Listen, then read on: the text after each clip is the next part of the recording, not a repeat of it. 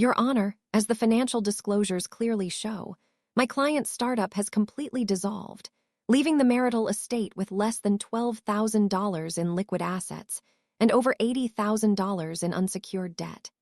Julian's high-priced divorce attorney stated, smoothing his expensive silk tie with a look of manufactured sympathy. I sat quietly on the opposite side of the sprawling mahogany courtroom table, wearing a simple beige cardigan, playing the exact role they expected me to play, the naive, devastated, soon-to-be destitute housewife. Julian sat next to his lawyer, trying to maintain a somber expression, but I could see the microscopic, arrogant twitch at the corner of his mouth.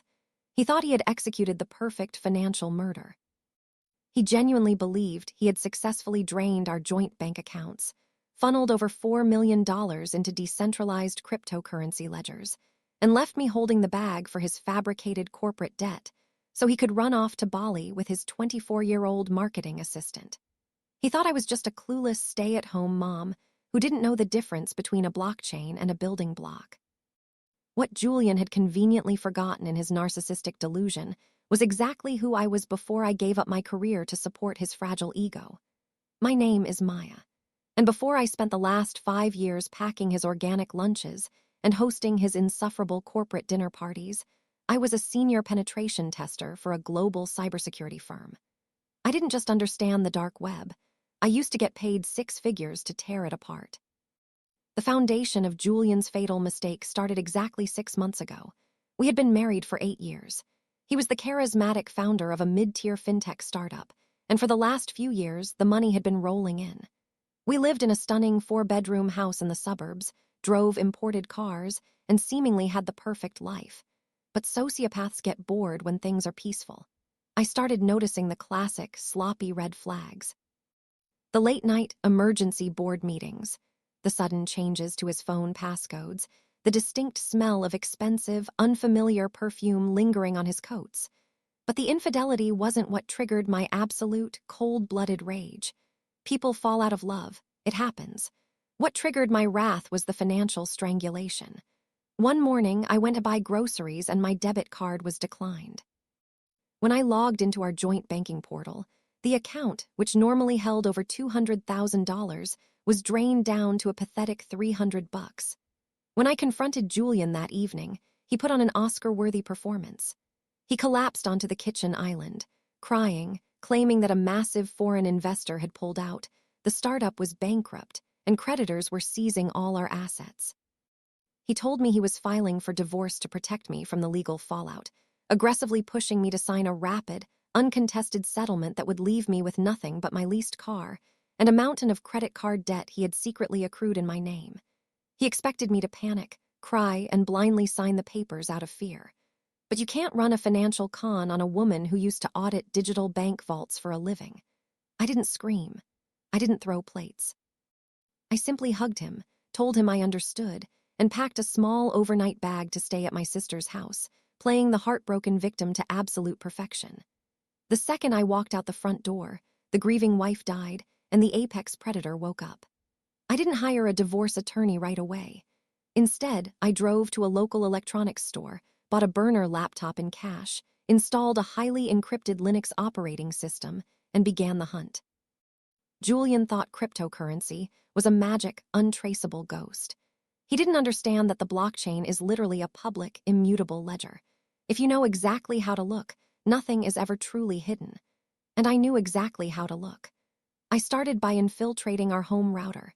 The beauty of living with an arrogant tech bro is that they consistently confuse buying expensive gadgets with possessing actual operational security.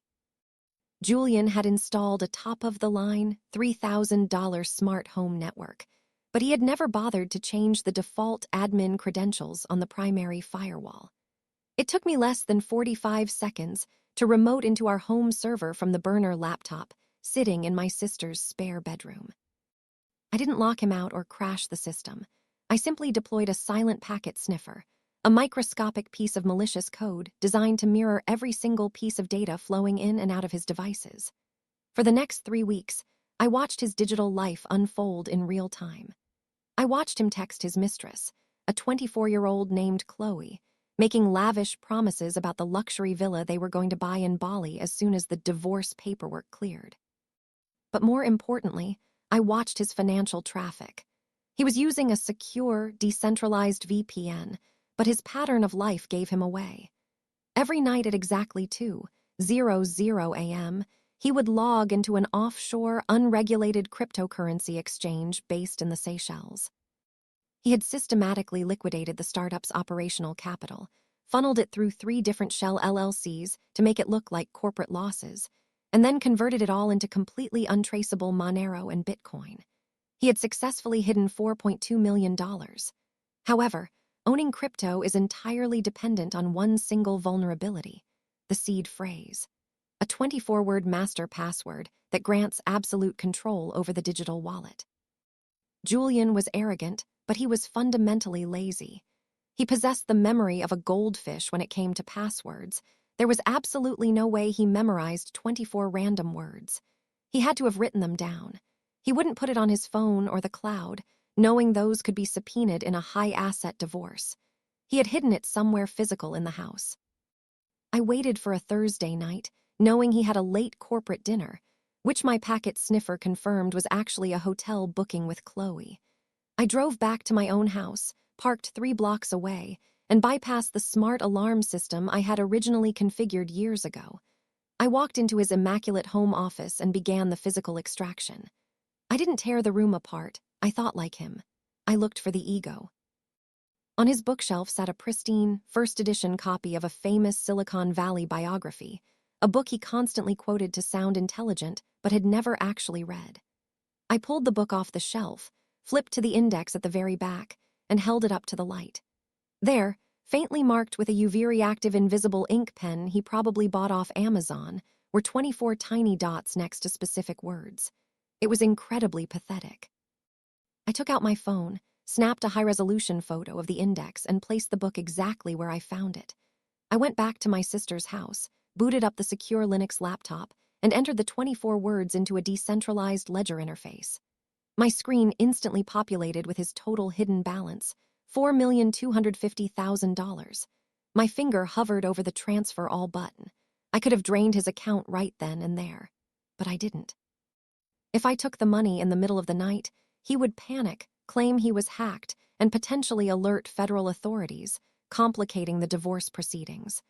I needed the execution to be legally flawless. I needed him to swear, under oath, in a court of law, that he had absolutely no hidden assets. I needed him to commit federal perjury. So instead of moving the money, I simply attached a custom smart contract to his wallet, a hidden, automated script that would instantly sweep the entire $4 million into an untraceable, secure vault of my own the exact microsecond I triggered it from my smartphone. I locked the laptop, went asleep, and prepared to deliver the absolute performance of a lifetime in divorce court. The air in the courtroom was stiflingly dry, smelling of polished wood and impending betrayal. I sat quietly, staring at the thick, insulting settlement document Julian's lawyer had just placed in front of me. It offered me a pitiful $10,000 in alimony and the lease to a car I couldn't afford, while legally absolving him of all marital debt. "Your Honor," Julian's attorney continued, his voice dripping with condescension. "Given the catastrophic failure of my client's startup, this settlement is not just fair, it is incredibly generous. Mr. Vance is essentially bankrupt."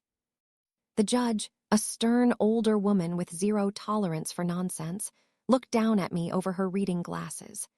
"Mrs. Vance, your husband has submitted a sworn affidavit detailing his complete financial destitution.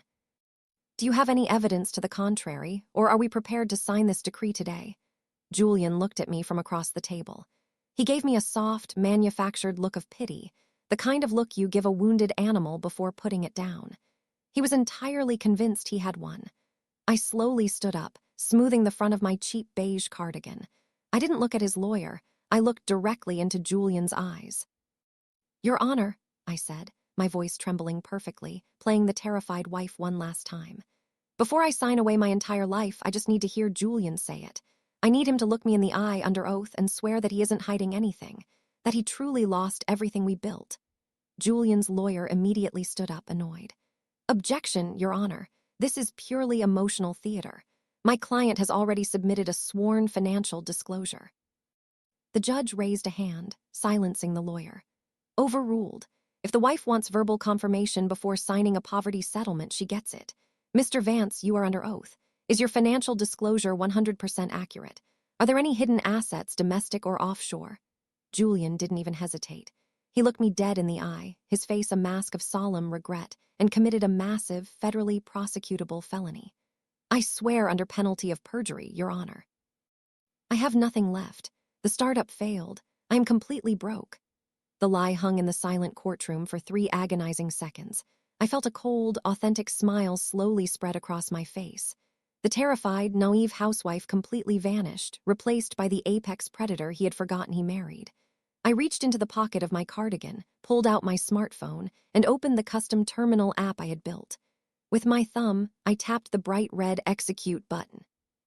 In that exact microsecond, a hidden smart contract on the Ethereum blockchain activated, instantly sweeping $4.2 million from his secret offshore wallet into an untraceable, heavily encrypted ledger that only I controlled.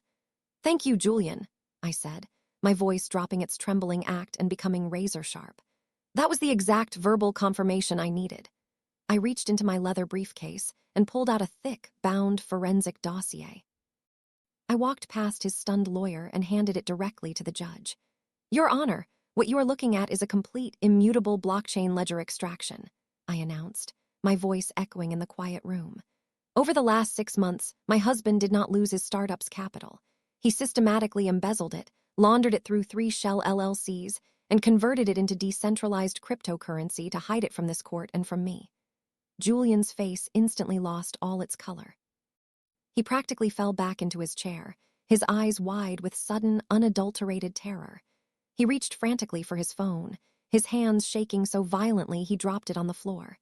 He hid exactly $4,250,000 in a digital wallet he believed was untraceable, I continued, staring down at him like a bug pinned to a board.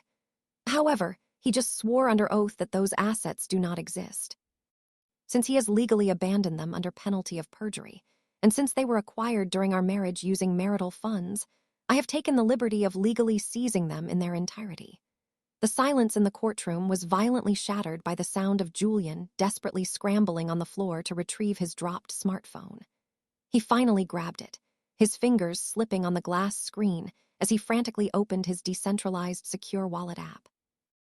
I watched the exact moment his soul physically left his body. The screen, which previously held his $4 million golden parachute and his ticket to Bali, now displayed a brutal, blinking digital balance of exactly $0. He let out a sound that wasn't quite human, a pathetic, high-pitched gasp of absolute asphyxiation. "It's gone," he whispered, staring at his phone as if it had just exploded in his hands. "It's all gone. She stole it." The judge did not look at him. She was deeply engrossed in the forensic dossier I had handed her, turning the pages with a terrifying, calculated slowness. She looked at the IP logs, the offshore transfer receipts, and the indisputable blockchain hash codes proving that Julian had meticulously planned to leave me utterly destitute. When she finally lowered the document, the temperature in the courtroom dropped to absolute zero. "Mr. Vance," the judge said, her voice vibrating with a lethal judicial rage. "You just sat in my courtroom, looked me in the eye, and swore upon penalty of perjury that you were entirely bankrupt. You attempted to use the legal system of this state as an instrument of financial abuse against your wife." Julian's high-priced attorney, a man who charged $800 an hour to win, instantly realized the catastrophic danger he was in. If the court believed he knew about the hidden millions, he would lose his license to practice law and face federal conspiracy charges. The lawyer didn't try to defend his client, he literally stepped away from him. "Your Honor," the lawyer stammered, frantically throwing his legal pads into his expensive briefcase. "I had absolutely no knowledge of these hidden assets or this blockchain ledger. My client lied to me. I am formally requesting to withdraw as Mr. Vance's counsel, effective immediately." Julian grabbed his lawyer's arm in sheer panic. "Wait, you can't leave me. She hacked me. She stole my money. Arrest her." He screamed, pointing a violently shaking finger at me, completely losing his mind. I simply stood there, perfectly calm, my hands folded neatly in front of my cheap cardigan. "I didn't steal anything, Your Honor," I stated clinically. As Mr. Vance just testified under oath, those assets do not exist. I simply recovered abandoned marital property. Furthermore, the dossier contains absolute proof that the initial capital he laundered belonged to the startup's corporate investors. He didn't just defraud me, he defrauded them. The judge slammed her heavy wooden gavel down so hard it echoed like a gunshot. "Bailiff," she barked, "take Mr. Vance into immediate custody. I am holding him in direct contempt of court, and I am formally referring this dossier to the district attorney for federal perjury, wire fraud, and severe financial embezzlement." Two massive, heavily armed court bailiffs stepped forward, grabbing Julian by his custom-tailored suit jacket and violently slamming his hands behind his back.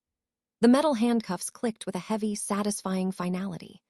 Julian Vance, the charismatic tech founder who thought he could outsmart the woman who audited digital vaults for a living, was dragged out of the courtroom sobbing hysterically, his completely manufactured life shattered into a million unrecoverable pieces. The beautiful thing about the blockchain is that it is utterly indifferent to human suffering. It doesn't care if you cry, beg, or scream from a federal holding cell. Once the smart contract executed, the $4.2 million became completely, legally mine.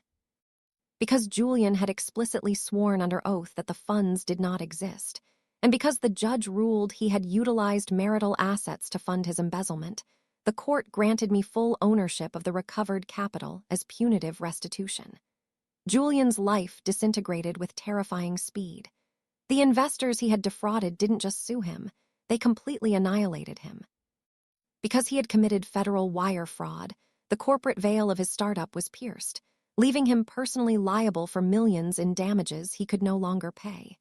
He is currently sitting in a maximum security federal penitentiary, awaiting trial for perjury and embezzlement, facing a minimum of 15 years. As for Chloe, his 24-year-old marketing assistant and ticket to Bali. The absolute second the news broke that Julian was completely bankrupt and facing federal prison, she vanished like smoke in the wind. She blocked his number, deleted all her social media profiles, and immediately started dating a wealthy real estate developer in Miami. She didn't love him. She loved the $4 million he promised her. The moment the money disappeared, so did the illusion of his perfect second life. I didn't stay in the suburban house. I sold it, packed my bags, and bought a stunning, hypermodern penthouse overlooking the ocean. I didn't return to the corporate cybersecurity grind, either. With $4.2 million sitting safely in a highly diversified, legitimate investment portfolio, I started my own boutique consulting firm. I now specialize exclusively in helping women track hidden digital assets during high-net-worth divorces. I use my skills to hunt down arrogant, deceitful men who think they can use technology to financially abuse their partners. Sometimes, when I am sitting on my massive balcony, drinking expensive wine and watching the sunset over the water, I think about Julian. He spent years treating me like a naive, disposable accessory, completely forgetting that I was the one who built the digital walls he tried to hide behind. You can't outsmart the architect of your own security system. My name is Maya. I didn't just survive my divorce, I successfully audited it. If you loved this massive, high-tech story of financial revenge and absolute karma, make sure to absolutely smash that like button and subscribe to the Revenge Room. We bring you the most satisfying, cold-blooded revenge stories on the internet. Never let a toxic partner convince you that you are powerless, and always remember to check the router logs. Let me know in the comments if Julian got exactly what he deserved. See you in the next one. People often assume that when the gavel falls in a courtroom, the story is over and the credits roll. But the real world is infinitely more complicated and significantly more dangerous. While Julian was rotting in a federal holding cell, crying to his court-appointed lawyer, the massive ripple effects of his $4 million embezzlement were just beginning to surface. The startup capital he had stolen didn't come from traditional, highly regulated banks. Julian, in his arrogant desperation to secure funding, had taken money from a private equity syndicate fronted by a man named Victor Vance. No relation, just a cruel coincidence of names. Victor was a notoriously ruthless venture capitalist who operated in the very dark, unregulated gray areas of international finance. He didn't use lawyers to solve his problems. He used specialized intimidation. 2 weeks after I had moved into my hypermodern penthouse, I received my first warning. I was sitting at my kitchen island, sipping espresso, when my secure building intercom buzzed. The concierge's voice sounded incredibly tense. "Ms. Maya, there are 3 gentlemen in the lobby. They aren't on your authorized guest list, but they are insisting on coming up. They said they are here to collect a corporate debt." I didn't panic. I calmly walked over to my central command terminal, a custom-built, multi-monitor rig I had installed in the living room, and accessed the building's lobby security cameras. 3 massive men in dark suits were standing aggressively near the elevator banks. They didn't look like process servers, they looked like professional enforcers. Victor Vance had found me. He knew the court had awarded me the $4.2 million, and he believed that because I was Julian's ex-wife, I was a soft, easily terrified target who would simply hand over the crypto ledger to avoid physical harm. I pressed the intercom button. "Tell them if they step into the elevator, I will trigger a silent alarm that directly alerts federal marshals to a home invasion. Then, have security escort them off the premises." The concierge relayed the message. The lead enforcer looked directly into the security camera, smiled a cold, terrifying smile, and ran his thumb across his throat before turning around and walking out. It wasn't a retreat, it was a promise. Over the next 48 hours, the psychological warfare escalated. My new consulting firm's website was hit by a massive, sustained, distributed denial of service (DDoS) attack, taking my business completely offline. My personal cell phone began ringing every 20 minutes from spoofed international numbers, playing nothing but dead silence and heavy breathing. They even managed to hack into the digital billboard directly across the street from my penthouse, replacing the advertisement with a solid black screen and a single white timer counting down from 72 hours. They were trying to break my mind. They wanted me to feel hunted, isolated, and completely paranoid. But Victor Vance had made the exact same fatal miscalculation that Julian had made. He looked at me and saw a victim. He completely failed to realize that he was aggressively poking a sleeping dragon. I wasn't a fragile housewife. I was a top-tier cybersecurity architect who had spent years hunting digital ghosts on the dark web. If Victor wanted to play a game of corporate terrorism, I was going to rewrite the entire source code of his life. I didn't call the police. The police deal with physical threats. I deal in total, irreversible digital annihilation. I locked the heavy steel deadbolts on my penthouse doors, pulled down the blackout shades, and sat in front of my command terminal. I cracked my knuckles, opened a secure, encrypted Linux terminal, and began my counteroffensive. I started by isolating the routing packets from the DDoS attack on my website. They had used a proxy server in Eastern Europe, which was standard, but they had been sloppy with their exit nodes. It took me 6 hours of relentless coding, but I managed to trace the origin ping directly back to a private, heavily fortified server farm owned by Victor's equity syndicate. They had fired a digital bullet at me, and I had just tracked the trajectory straight back to their headquarters. I wasn't just going to stop the harassment. I was going to completely dismantle Victor's entire financial empire. In the world of high-level cyber warfare, the greatest weapon isn't a sophisticated virus. It is patience.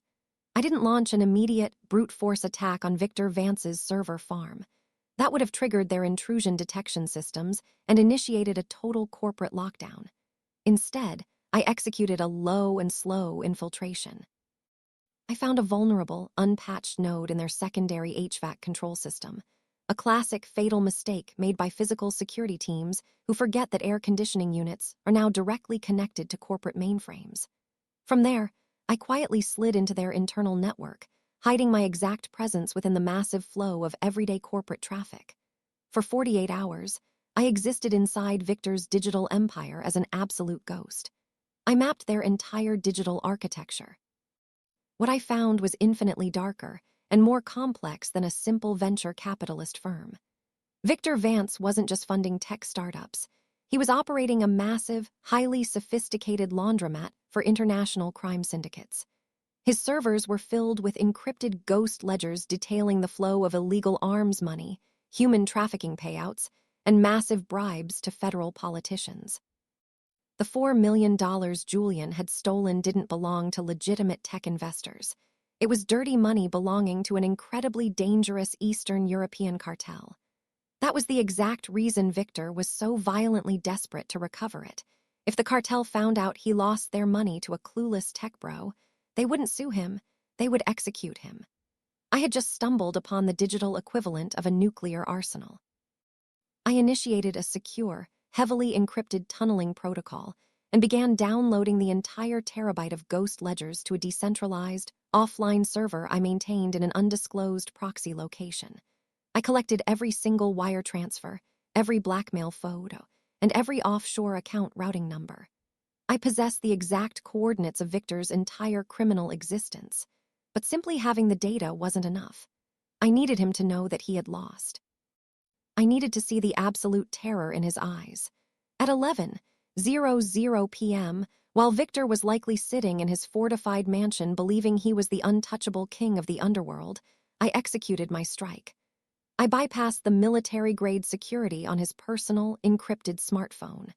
I didn't call him. I hijacked the phone's operating system entirely. I forced the screen to turn stark white, locked the hardware button so he couldn't turn it off, and opened a direct, untraceable video link from my terminal. The camera on his end activated, showing Victor sitting in his dark mahogany study, his face illuminated by the harsh white light of the hijacked phone. He looked furious, confused, and then, as he realized his impenetrable device had been fully compromised, deeply unnerved. "Good evening, Victor," I typed, my words appearing in large, bold letters across his screen. "You sent 3 men to my home. That was incredibly rude, so I decided to visit yours." Victor stared at the screen, his jaw clenched. He reached for his desk phone to call his armed security team, but before his fingers could touch the receiver, I triggered the secondary payload. His massive desktop computer monitors instantly flickered and turned black, displaying a rapidly scrolling list of his top-tier cartel clients, their exact account balances, and the routing numbers for his illegal slush funds. The color violently drained from Victor's face. He pulled his hand back from the phone as if it were burning hot. "The $4 million is mine now," I continued typing on his screen, watching his breathing become incredibly shallow and panicked. "But the terabyte of cartel ledgers I just downloaded from your servers, that belongs to the world. I have programmed a biometric dead man's switch. It checks for my heartbeat and my unique cryptographic signature every 12 hours. If your men so much as look at my building, if I get a flat tire, or if I simply get a bad cold and miss my check-in, that entire terabyte of data is simultaneously emailed to the FBI, Interpol, and the heads of the 3 cartels you are currently stealing from. You won't go to prison, Victor. Your clients will skin you alive." He sat frozen in his luxurious study, completely paralyzed by the absolute, catastrophic reality of his situation. He had tried to intimidate a grieving housewife, and instead, he had handed the detonator to his entire criminal empire directly to an apex predator. "Tell your men to stand down, Victor. Delete my name from your files. And never, ever contact me again," I typed, delivering the final, crushing blow. I didn't wait for him to nod or surrender. I severed the connection, completely wiping the memory of his phone, frying its internal motherboard, and leaving him in the suffocating, terrified silence of his own ruined empire. The immediate aftermath of a successful digital decapitation is profoundly quiet. I didn't have to wait long to see if Victor Vance understood the absolute, terminal gravity of his situation. Exactly 3 minutes after I fried the motherboard of his encrypted smartphone, the massive distributed denial of service attack on my consulting firm's servers instantly ceased. The traffic metrics on my monitors dropped from a chaotic, malicious red spike to a smooth, peaceful green baseline. I walked over to the floor-to-ceiling windows of my penthouse and looked out at the city skyline. The digital billboard across the street, which had been displaying that ominous, psychological countdown timer, flickered and returned to broadcasting a mundane advertisement for luxury watches. The siege was officially over. Victor had ordered a total, unconditional surrender. He knew that any aggressive move against me, whether physical or digital, would result in the immediate distribution of his cartel ledgers, guaranteeing his brutal execution by the very criminals he was stealing from. I had effectively placed a permanent, explosive collar around the neck of one of the most dangerous venture capitalists in the underworld, and I was holding the only remote control. Over the next few weeks, I systematically washed the $4.2 million. I didn't just let it sit in a static crypto wallet where shadow investors could attempt to track the hash rates. Using my advanced expertise, I tumbled the coins through dozens of decentralized exchanges, eventually funneling the clean, untraceable capital into a series of legitimate, high-yield offshore trusts under my own corporate entity. Julian's stolen startup money was now officially and irrevocably my personal, impenetrable fortress. With the capital secured, I aggressively expanded my boutique consulting firm, hiring a small, elite team of female cybersecurity analysts. We became the absolute worst nightmare for wealthy, abusive men who tried to hide their assets during high-stakes divorces. We didn't just win court cases, we dismantled arrogant egos and stripped financial predators of their power. As for Julian, the brutal reality of the federal justice system quickly crushed whatever was left of his arrogant tech bro persona. Through my legal contacts, I received regular updates on his spectacular downfall. Desperate to avoid a massive prison sentence, Julian tried to offer federal prosecutors a plea deal. He claimed he could give them the names of the shadow investors who originally funded his startup, thinking he could trade Victor Vance's identity for a reduced sentence. But because I held the dead man's switch on Victor's empire, Victor had already mobilized his massive, corrupt wealth to completely insulate himself, erasing any digital connection to Julian's failed startup. When Julian frantically pointed the finger at the venture capitalist, the prosecutors found absolutely zero evidence. They laughed at Julian, labeling him a desperate, pathological liar attempting to waste federal resources. During his final sentencing hearing, the judge, completely disgusted by his lack of remorse and his blatant perjury, sentenced Julian to the absolute maximum penalty: 20 years in a maximum security penitentiary without the possibility of early parole. The man who thought he could execute a flawless financial murder went into the prison system as a completely broken, destitute inmate, totally forgotten by the world he tried to conquer. There is a profound, almost intoxicating peace that comes with absolute control. 2 years have passed since the gavel fell in that stifling courtroom, and my life is unrecognizable from the quiet, suffocating suburban existence I once endured. My boutique cybersecurity firm is now a multi-million-dollar enterprise. We operate out of a highly secured, glass-walled office in the financial district, employing a specialized task force of elite female analysts. We are the silent, terrifying specters waiting in the dark for any arrogant husband who thinks he can use a blockchain ledger to financially ruin his partner. We don't just find the money, we completely dismantle the men trying to hide it. As for the shadows of my past, they remain exactly where I put them. Julian is currently sitting in a 6x9 concrete cell in a maximum security federal prison, serving year 2 of his 20-year sentence. He works in the prison laundry room, making 30 cents an hour, constantly surrounded by the harsh, violent reality of a life he entirely brought upon himself. He doesn't have a computer. He doesn't have a smartphone. He has absolutely zero access to the digital world he once believed he ruled. And Victor Vance, the ruthless venture capitalist, continues to operate his criminal empire, but he does so with a permanent, invisible gun pointed directly at his head. He knows that somewhere in the world, a dead man's switch is constantly monitoring my heartbeat, holding his entire existence hostage. He has never attempted to contact me again. He simply exists in a state of perpetual, terrifying compliance, knowing that I am the untouchable architect of his survival. Sometimes, when the city is quiet and I am standing on the balcony of my penthouse, looking out over the endless ocean, I think about the girl I was. The naive, devoted wife who packed organic lunches and believed in the illusion of a perfect marriage. She had to die so that I could be born. People will tell you that revenge is toxic, that it consumes you and leaves you empty. But those people have never experienced the absolute, profound satisfaction of watching an arrogant predator get completely consumed by the trap they built for you. My name is Maya. I was supposed to be the victim of a flawless digital murder, but I rewrote the source code. The ledger is perfectly balanced, the system is fully secured, and I am the undisputed administrator of my own life. If you loved this massive, high-tech saga of digital revenge and absolute karma, you must smash that like button and subscribe to the Revenge Room. Your support is the only way we can keep bringing you these incredible, cold-blooded stories of justice. Never let anyone convince you that you are powerless, and always remember, if they build a digital wall, you can always find the back door. Stay safe, stay sharp, and I will see you in the next one.